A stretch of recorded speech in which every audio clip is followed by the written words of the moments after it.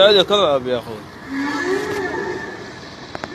وهذا صوت في مدينة سرت، وبحرنا مزعج حتى في النهار، ومانيش عارف يستر الله كم يطلع علينا يا. وهذا في مدينة سرت، واليوم خميس يا رب.